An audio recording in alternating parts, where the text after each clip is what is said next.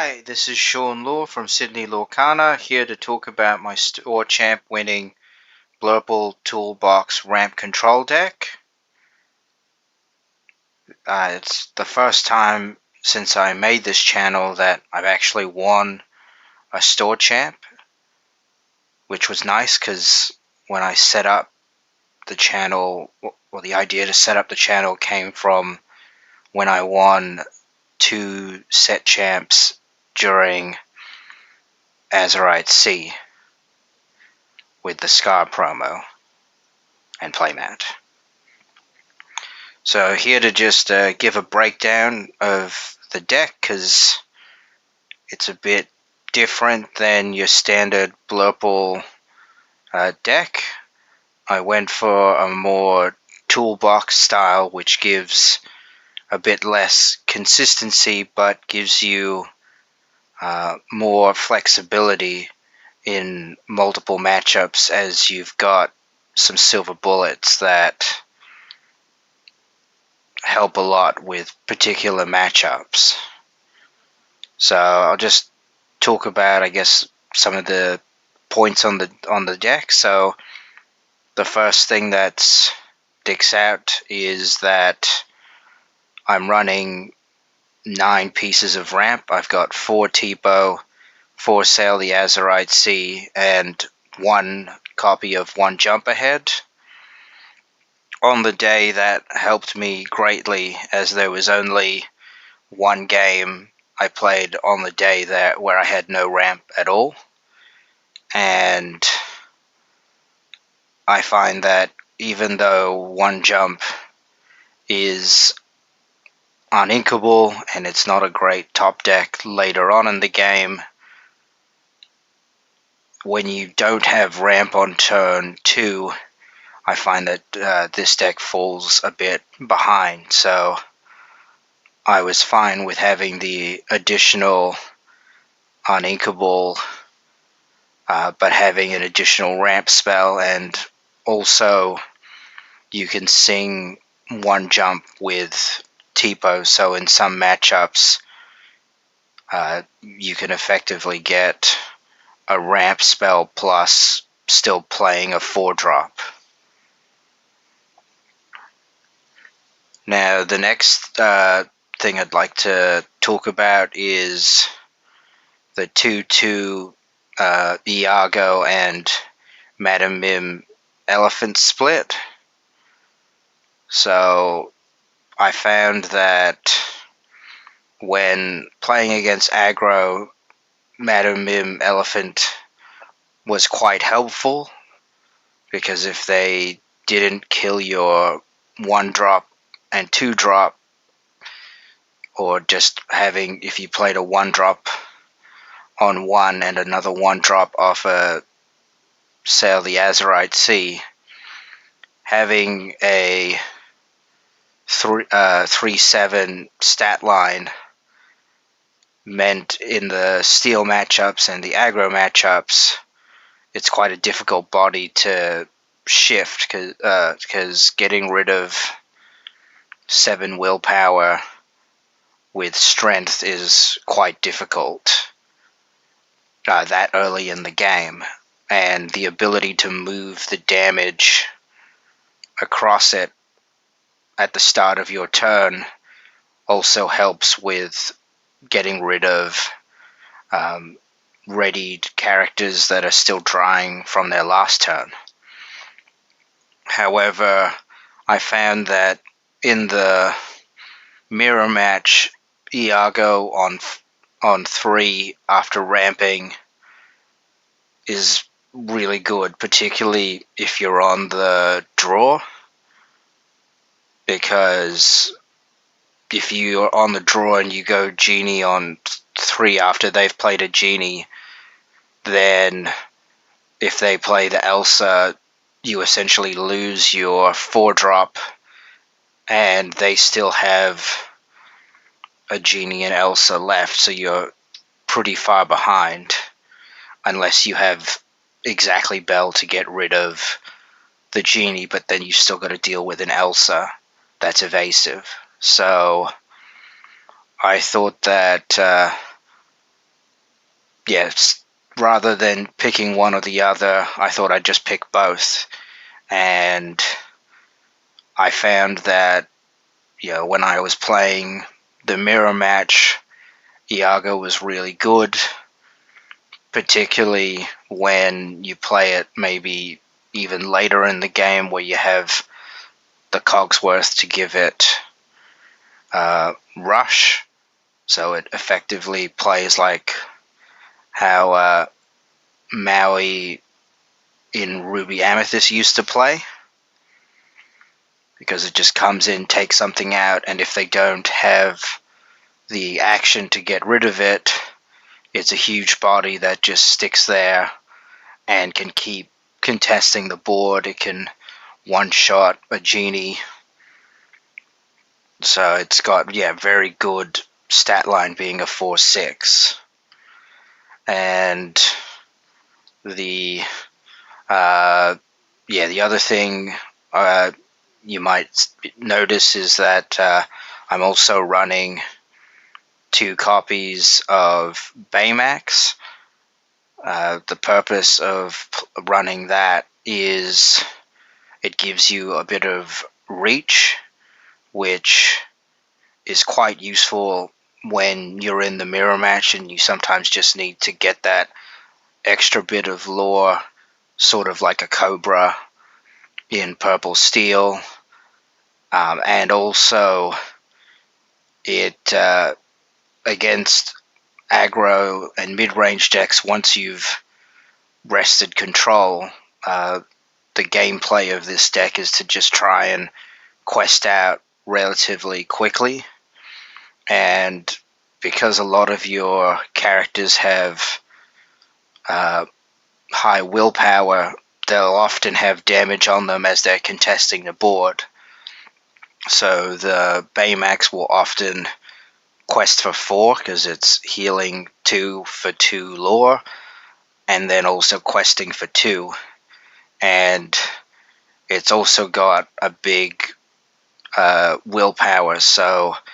it is annoying to remove and often requires multiple characters or a character plus a pump spell to get rid of it, which means that they're not using that to get rid of your other characters. And that's why also I've got the one of Alice Growing Girl, where I found that Basil's effect is quite good, where he can give support, but usually, often when you use that, he'll just get taken out because you're not taking out everything that they have on their board often. So Alice giving your entire board support allows you to still quest and deal with the board at the same time. So it's particularly good against aggro and mid-range, because a lot of your characters don't have a lot of strength. So often it takes 2 characters potentially to take out something with, say, 4 willpower or even 3 willpower. So allowing, for example, if you have a genie and an Elsa on board, and dropping an Alice questing with the genie and then making an Elsa a 4/5, that can allow it to trade into another genie and still survive. And the Alice also threatens to close the game very quickly, because once you have a few characters on board, you can just give the support to her from your other characters questing, and then she's questing for 5. So similar to the Baymax that can, it only takes maybe one quest to put you close to game. So yeah, that's why I've got the one of Alice. So yeah, when she's good, she's really good. Similar to the Cogsworth. So yeah, because I wanted to run 6 1-drops plus the Tipo to give me a better chance of, in the matchups that I need the elephant, to have ideally 2 characters in play, so that if they say fire the cannons, one of them, there's still another one for me to bounce when I play the elephant. But Cogsworth's main role in the deck is if you're playing against a deck with Cursed Merfolk, you can play it, give it rush, take out the Merfolk. No one really plays around a 1-drop with rush. But also in the later game, I found that sometimes you just want your later plays to have rush. A TikTok or coming in with rush to take out another genie, or even playing Hades to ink one of their things and then giving it rush to take out another thing. Or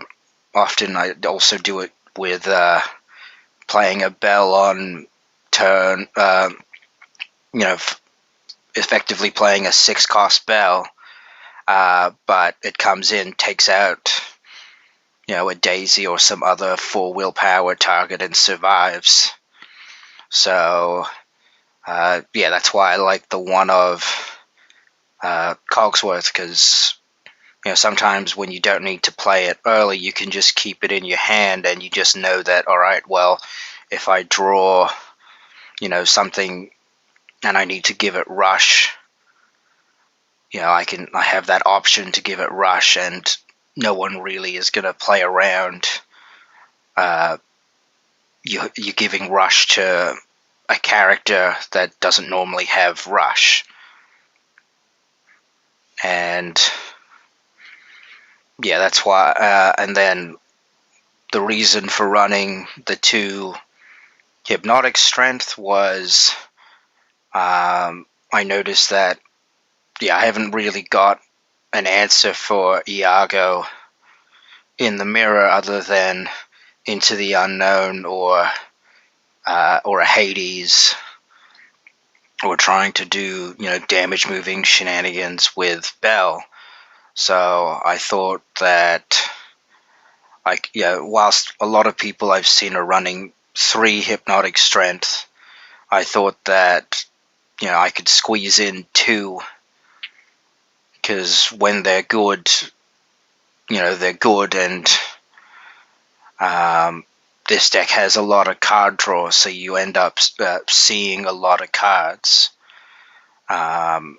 between the second stars and the finders keepers. It's very easy for the deck to end up with an abundance of cards. Then the other unique thing with the deck is the 3 Monstro and the 3 second star to the right with the 1 finders keepers. So my thought process for that was, when I'm playing like another blue base deck, mainly Blurple or green blue, I wanted to be able to go over the top of them. And Monstro is very important in the green blue matchup, because eventually, like, green blue needs to turn their characters sideways, and usually over 2 or 3 turns, to try and close out the game. So a Monstro is quite threatening, because most of their stuff doesn't have a lot of attack power other than the Clarabelle and the Scrooge McDuck if they're running it, but often you can come in with the Monstro and get a 2 or 3 or even 4 for 1 and take out most of their board. But also, Monstro is a really good singer for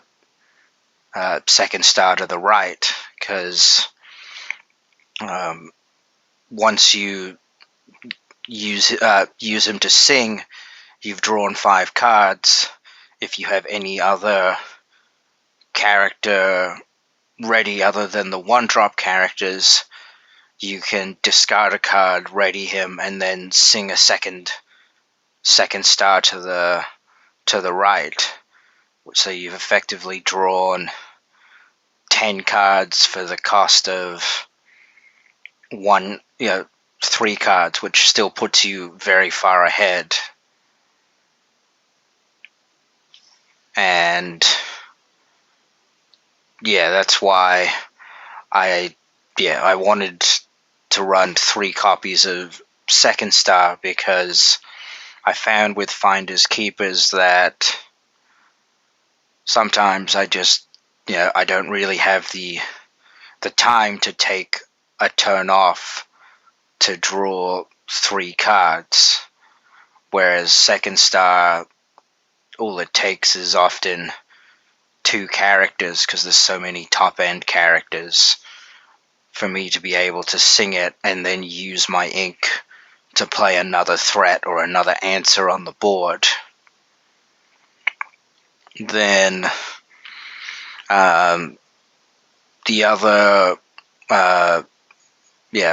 or 2 ofs in the deck are, I've got 2 Develop Your Brain and 1 Visions of the Future. So I was originally running 4, but I shaved it down to 2 to be able to give me more slots to play with in the deck. Similar to Visions, I was running that at 2 or 3 in the beginning, but I cut it down to 1 just because, when you draw it, ideally later in the game, it allows you to find what you're looking for, because you're looking 5 cards deep. Whereas Develop is more,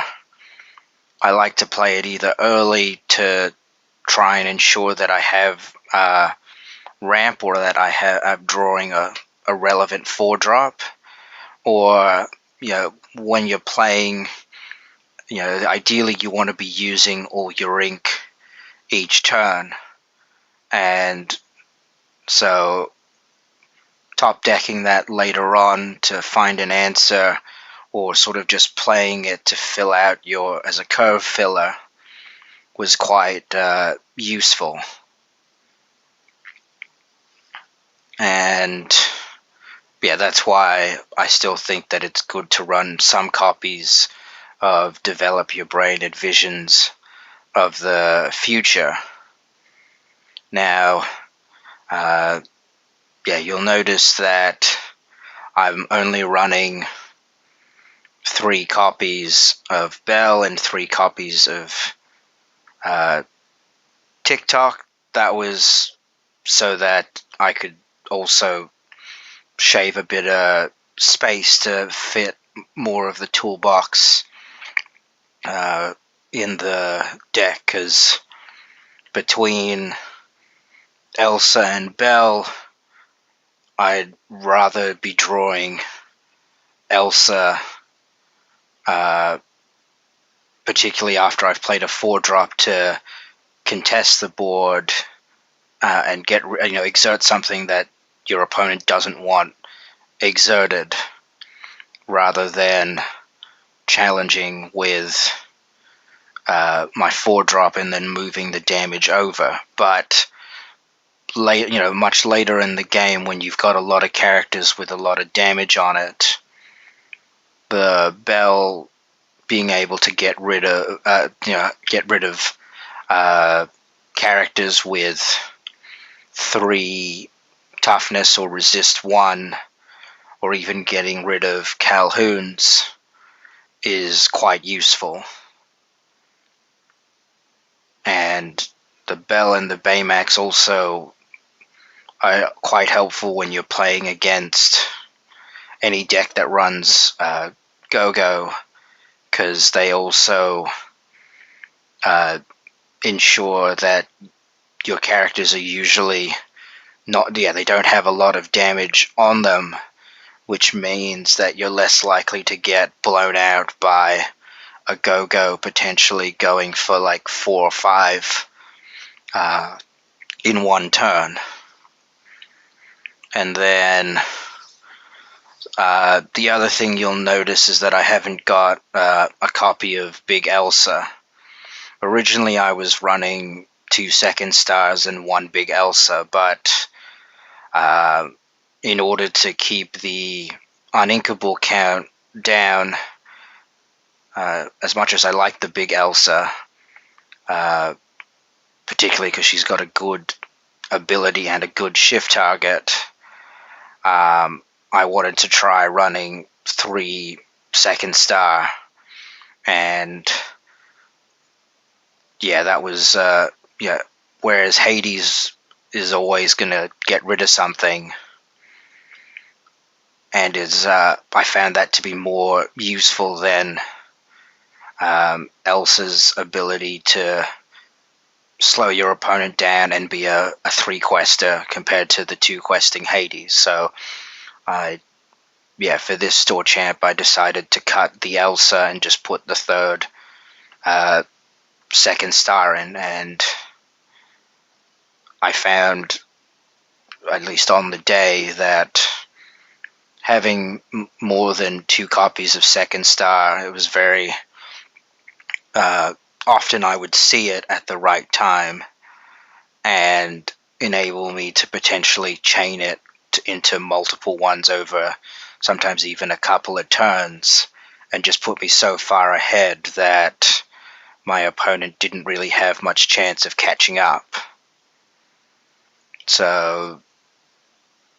that's why. So that's the breakdown on the numbers. I found that, I guess I can talk a little bit about the 1-drops as well. So I found that 6 1-drops seem to be the consensus between most Blurple players, between 6 to 8. So I thought 6 seemed pretty good, because at least with Tipo, that's 10 characters that you have that can potentially open up playing the Mim Elephant on 3, and also particularly the Rafiki and the Basil, they can deter your opponent from maybe questing early in the game, which the weakness of Blurple is trying to survive the first 4 or 5 turns. Usually if you can get to turn 4, turn 5, turn 6, and your opponent isn't at a lot of lore, that's when you can start to catch up and pull ahead of them. So and I found that with 3 Basil, that it would still turn up often enough when I needed it, and it allowed me to sneak in a Cogsworth, which definitely helped in multiple games where I would give a character rush that they weren't expecting and throw off their math on what I could deal with. So I'll just go over the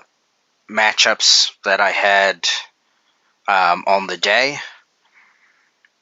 So there was originally not that many people signed up for this for the store championship at Decked Out, but a lot of people, I think either the night before or 2 nights before, suddenly signed up. So the event was 5 rounds with a top 8 playoff. So round 1, I played the mirror, and I was able to win that matchup due to just being able to chain my second stars and just go over the top. The next matchup that I played was against Amber Steel aggro, and I believe I lost 2-1. So, but I find with Amber Steel, yeah, it's definitely one of the harder matchups for this deck. And yeah, you do need a bit of luck, but also you need the right cards in hand to try to slow them down. Because if they can get a huge lore lead at the beginning, you're always just playing catch up from behind. And if they ever draw a dark late game, that can potentially seal the game for you, because they could potentially play 2 or 3 multi-questing characters, and with even once you have a lot of ink, dealing with multiple readied characters is still not so easy for this deck. And then I believe the next round I played against Emerald Steel Chromacon aggro tempo deck, and the main idea of that deck is that you're playing a bunch of cards that either quest for a lot, or you're playing like annoying steel cards like the Steel Genie and the Calhoun to help control the board and also aggro your opponent out. But then you've also got the Chromacon, which puts your opponent in an interesting spot, because whereas Blurple's strategy is that you want to try and keep your characters alive whilst you're whittling down their board, Emerald Chromacon means that you're constantly getting characters bounced back to your hand, so you could very easily get out-tempoed. And if they ever drop a dock, then it's difficult to contest their board, because every character that you banish that isn't the dock, they can always bounce the dock back to their hand and then play it the next turn and draw more cards. So that the Emerald Chromacon definitely is a difficult card to play around, but I think in both the games that I played, I was able to play around it, make sure that when I was attacking another character and banishing it, that I still could play. I'd sequence it so that I would take out their character, then, for example, play a Belle afterward. A Elsa afterwards to take out another character. So I'm not, getting my Elsa bounced before it gets a chance to challenge something. And TikTok was particularly helpful in that matchup, because combining it with Hypnotic Strength allowed me to get rid of the 7 Dwarf Mines, which was another way that they can apply pressure to you and also deal with the board by moving characters and knights to start pinging your characters and potentially finishing them off or putting damage on them that makes it that they have maybe one less character that they can challenge before they get banished. So, and then I believe round 4 I played Purple Steel mid-range, and I think I won that by just being able to curve out, playing the genie on 3, and then playing Elsa or Belle as a follow-up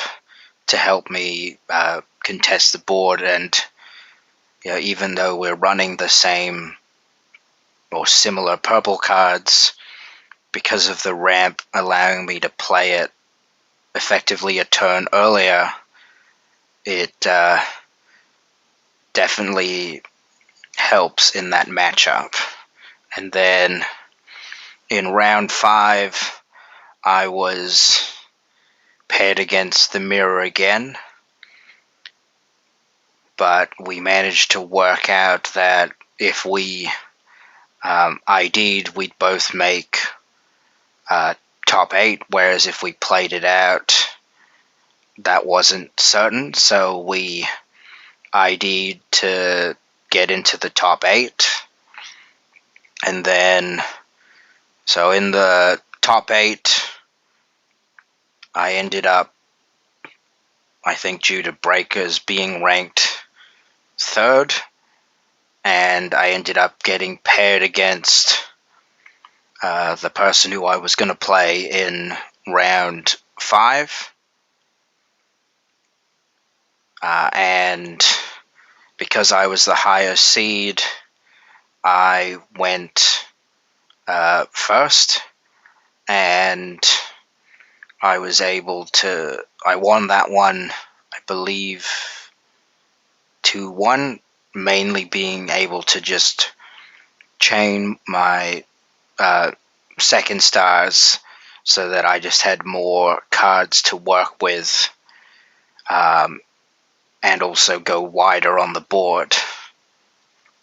Then in the top 4, I played against Purple Steel, and the first game was very grindy because I didn't draw that much card draw spells or like genies that would draw cards, and I had to get rid of my opponent playing 3 Dumbos and 2 Yzmas. So, but fortunately for me, they weren't able to draw any docks despite having all the other card draw characters. And I think the higher quality of my top end allowed me to get back into the game despite drawing significantly less cards than my opponent, and then using that to then take over and go over the top and close it out. And then game 2, I just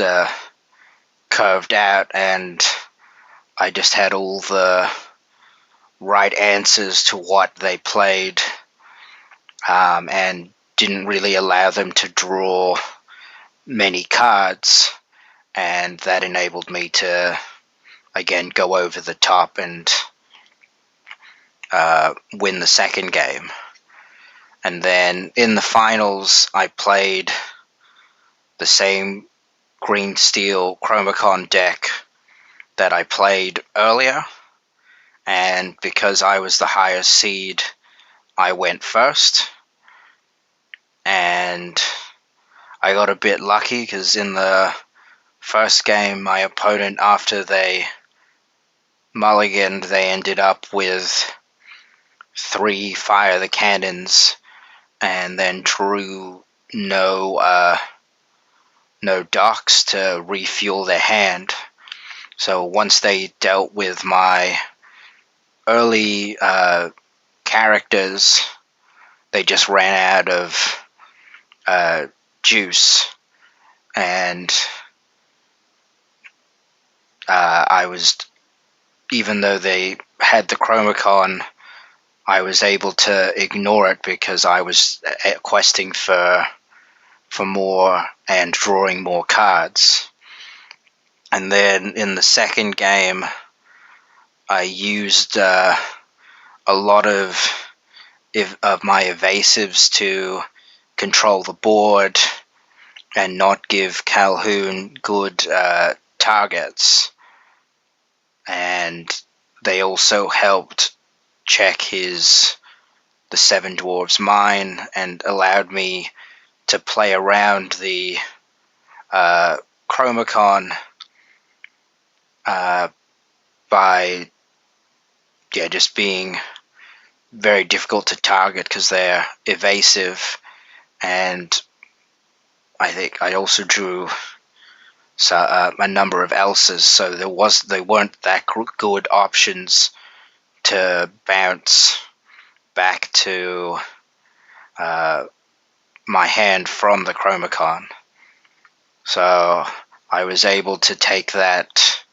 2-0 and win the store champ, which is good. Then I guess moving forward in terms of changes, there are definitely some cards that I would consider trying to squeeze back into the deck, mainly being the 4th Bell and potentially cutting back on the 3rd Second Star and adding in one big Elsa, because that makes the deck, I guess, a bit less high rolly, and yeah, that's sort of what I was considering, because I'll be taking Blurple to New Zealand, and so we'll see how the deck goes. But yeah, those are some cards that I might consider, maybe just do a bit of testing beforehand to see what I can cut to put those in. And yeah, hopefully you enjoyed this talk on the Blurple Toolbox ramp control, and hopefully I'll win another set champ and talk about my deck then. Thank you.